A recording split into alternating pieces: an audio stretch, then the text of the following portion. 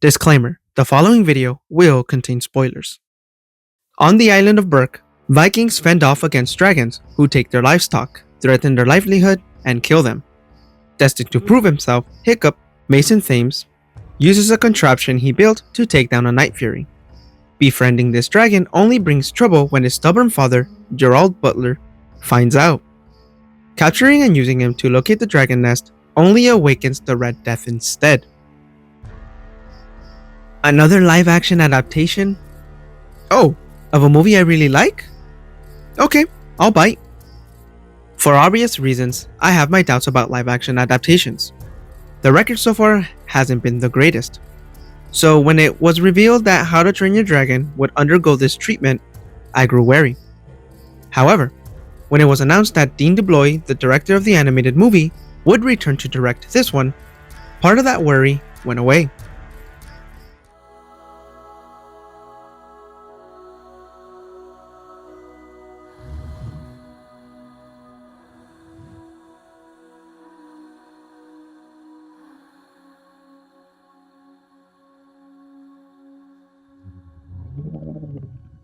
The movie was actually pretty good, as it included some interesting world-building aspects that I will most definitely talk about.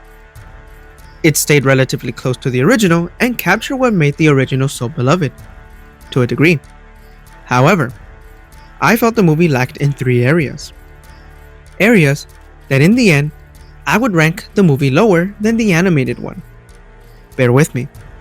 Those areas are 1. World building. Yes, I know what I just said. 2. Character dynamics / growth. And 3. Emotion. Let's begin. World building. If there is one thing I truly love about stories, it's the world that they create. I am a sucker for fantasy stories and their world building, especially the characters that inhabit this world. It's one of the biggest reasons I love The Lord of the Rings. The point is, I like this world that was created for the animated movie. Yes, I am aware that it is based on a story, but if I'm not mistaken, it does differ from the source material. Though it does get a bit cheesy at times, given that it's centered for kids, I still enjoyed it. So, when the remake came out and I saw that the world building was expanded, I have to give credit where credit is due. The biggest thing I've stated in my other reviews on what a remake should do, How to Train Your Dragon does it. So kudos to that. But in quick succession, here is a brief rundown of the additions and changes that I really liked.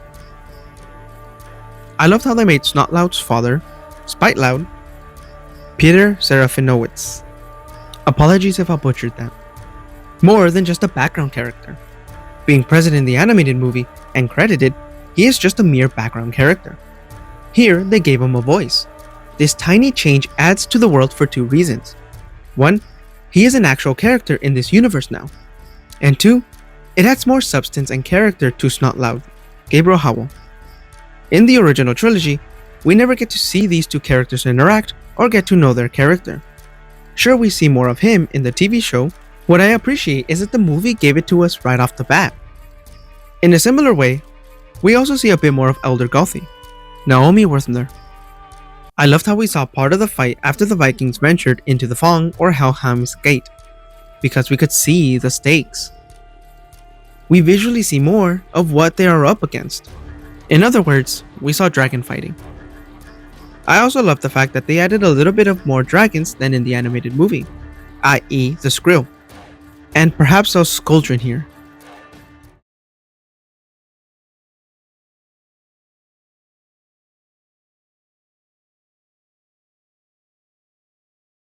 Because with the sequel and third movie showing more and more dragons, and yes, as well as the multiple TV shows, it's cool that they added, at the very least, 2 dragons in the first movie. Unfortunately, not all of their additions were beneficial. Part of the reason I feel this way is that some additions and or changes that were made felt more like justifications for certain decisions the writers made, rather than ones that amplified the world. Although it incorporated world-building aspects into some of these additions and changes, certain elements within these scenes ultimately made me dislike these additions and or changes. For example, In various scenes in the remake, these young Vikings make remarks about Hiccup's hierarchical status. Because he is the chief's son, he can get away with things. He has privileges that these young Vikings don't have. All this privilege talk was absent in the animated movie, but scattered in various scenes in the remake. Call me crazy, but I concluded that the writers purposefully added these sets of dialogues as self-inserts of modern real-world experiences instead of ones that coincide with a fantasy world. Now, while some may argue that this is justified and necessary, I will rebut by comparing how they handled it in each iteration and how it undermines many characteristics within these young Vikings. In the opening, right after Hiccup accidentally caused part of the village to be destroyed and let loose captured dragons, who then proceeded to take their livestock, the young Vikings scoffed and made fun of him. In the remake, they brought up hierarchy and privileges, whereas in the animated movie, they criticized his actions. But I do want to point out how different Astrid's character was. In the remake, she was the one who brought up privileges. Keep this in mind. But in the animated movie, instead of criticizing him, she looks sympathetic. A key difference that adds so much. In short, it's not so much what they did, so much as what they said that I have issues with. Hierarchy and privileges make this interaction, among others, feel so odd and uncanny. I felt it was unnecessary to bring it up, no matter how true it was. While I found it very interesting, and I kinda liked the idea that these tribes came together for the purpose of killing dragons, I feel it kinda destroyed the identity of Berk itself. They're fending off dragons and they're getting tired of it. But because they're the ones who put themselves in this situation to begin with, it kinda feels counterintuitive that they're getting mad at the dragons when they're the ones who were willing to undergo this living situation. It probably wasn't mentioned or specified. I just assumed the animated version, Berk was an island so far off the map, these Vikings can't relocate from and now have to fend off against these dragons. Sure, perhaps they did relocate there years ago, but was it to fend off dragons or to live there? Unless I missed it, please let me know in the comments down below. Anyway, typically you run from danger, which is why I was fascinated that these tribes went towards danger. Such a small change changes so much with this world. However, this small change only feels like it was added to justify the diversity of Berk, emphasizing it with Astrid's character, both visually and with her backstory. I'll talk about this more shortly. Lastly, I personally didn't like how the not-so-fireproof scene was cut from the movie. This scene was what helped Hiccup defeat the Red Death and realize that everything they knew about dragons was wrong. Sure, the journey may have given Hiccup this epiphany, but it wouldn't have allowed him to know that dragons are not fireproof on the inside. A tiny scene that should have remained in the movie, if you ask me. Now, of course, I know that it was cut because Hiccup technically already knew everything they knew about dragons was wrong, and the pacing might have felt weird, but it's a perfect example of what I'm referring to, what I mean with expanding the world. Instead of saying, everything we knew about you guys is wrong, Hiccup could have had a different realization, or said something else. Something like how every dragon could be tameable, instead of just toothless. Maybe this scene could have also included some world building, maybe hinting the second movie or something. All in all, most of the changes that were made, which expanded the world, were really great. It's just unfortunate that some of those changes, however small it was, took away from this world and its characters. Where will this go? I forgot where I heard it, but one of the biggest reasons for this franchise's success is how we, the audience, follow and grow with Hiccup's character. It's his story, and we see him go from scrawny runt to chief, even letting go of his best friend in the end. It is for this reason that I disliked various changes regarding his inevitable growth. The ending of the animated movie has Hiccup finally accepting his role and character, taking initiative, and leading his group to victory.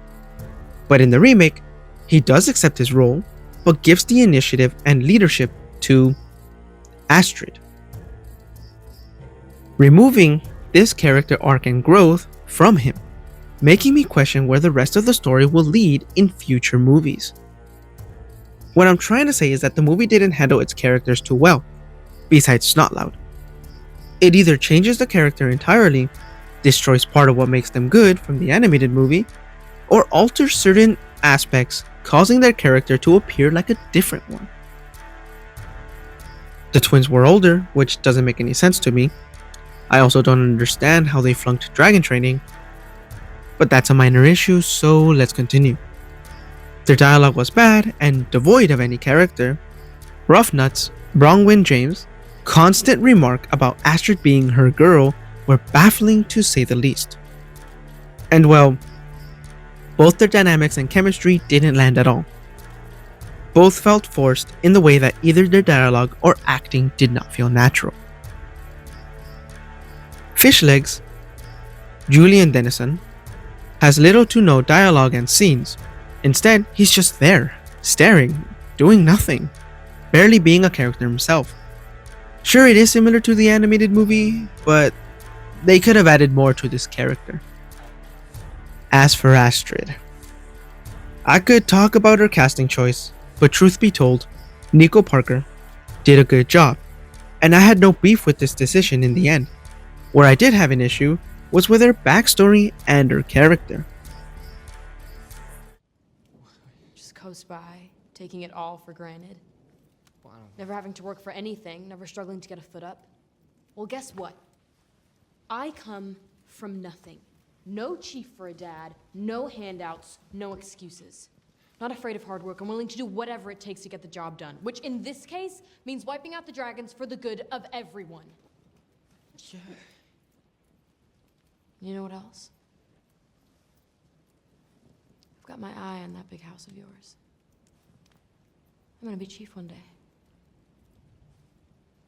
I don't doubt it. I was not a big fan of Astrid's character as it was portrayed, but this was the nail in the coffin for me.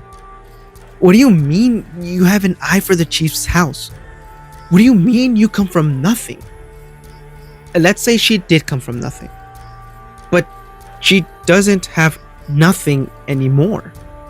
She's in Burke, where it doesn't look oppressive to me, besides the dragons. Hiccup might get away with things because he is the chief's son. But to go as far and rant about coming from nothing, getting no handouts, and criticizing Hiccup for never having to work, where all we've seen is Hiccup trying his best to fit in, working hard to do so, but not being accepted by anyone, really makes Astrid's character be perceived as just a cranky, despicable brat. The worst part is how Hiccup just accepts it and bows down to her. Actually, I think my dad would be thrilled. Besides, you're the kid he always hoped for. Instead, he got all this. Stay out of my way, Hiccup. I'm gonna be chief one day really makes me question their relationship in future movies. Does she get with him because she actually likes him? Or because she wants power? Maybe she gets a change of hearts. Okay, whatever, fine. I just didn't like this inclusion with her character. It just makes her feel like a different character altogether. Oh, but Rod, she was a cranky person in the animated movie. Well, I'm not arguing about her anger. I'm criticizing her reasonings for disliking Hiccup. Also, what was up with that colonizing undertones? What? This scene should have just been cut entirely if you ask me. So, sounds like a gruesome, grisly good time, huh? Reddit. There, I fixed it. Where's the heart?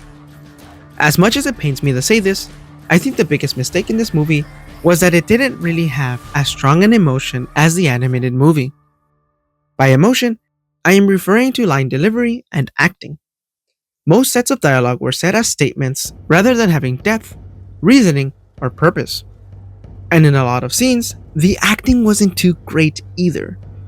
So together, it appears to be void of any real emotion. Let's go through the movie and give 3 examples. When Hiccup says, "Okay, but I hit a night fury," feels more like a statement than one where he's trying to lighten the mood, considering he denied orders, got caught, and destroyed part of the village, which let the dragons escape with their livestock. Okay, but I hit a night fury. Okay, but I hit a night fury. Instead of trying to soften the blow, it becomes one where he states it as a justification for his actions. While it can be said that he tries to justify his actions in the animated movie, I'd argue it wasn't, because it had a comedic undertone, whereas in the remake, it did not. The same can be said when he says, "Between you and me, the village could use a little less feeding." Between you and me, the village could do with a little less feeding. This isn't a joke, Hiccup! Yeah, between you and me, the village could do with a little less feeding, don't you think? This isn't a joke! Not landing that comedic element made me realize the remake removed that sense of tone entirely. There were several jokes that I was okay with its removal, but removing like 90% of the comedy was a mistake. I understand if the reasoning was to emphasize realism, but by doing this, it removes that part of the emotion of the movie. And when the characters have these comedic lines said as a statement, it doesn't land properly. I am hurt. I am very much hurt. So, Seriously! Get serious. Because I'm Rank 17. I'll avenge your fallen limbs, big guy. I'll chop off the hands and feet of every dragon that I see. After successfully finding the Night Fury, Hiccup takes out a knife and tries to kill the dragon, but cannot find the strength to do so. In the animated movie, he consistently tries to convince himself by saying, "I'm a Viking," in order to bring himself to kill this dragon. He also says he's going to take the dragon's heart and bring it to his father, hoping that by doing so, he would finally be accepted into the tribe. In the remake, however, all of this dialogue and emotion was cut from the scene.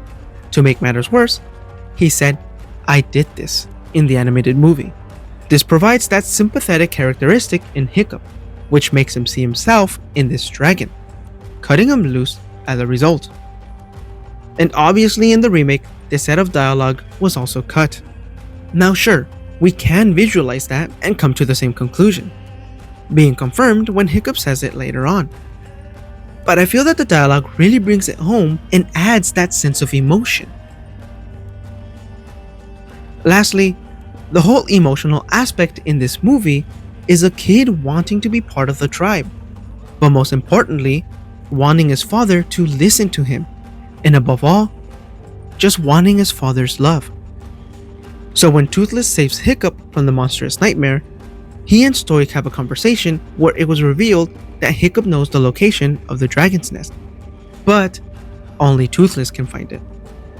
Trying to talk some sense into his father proved useless, because his father isn't listening to him.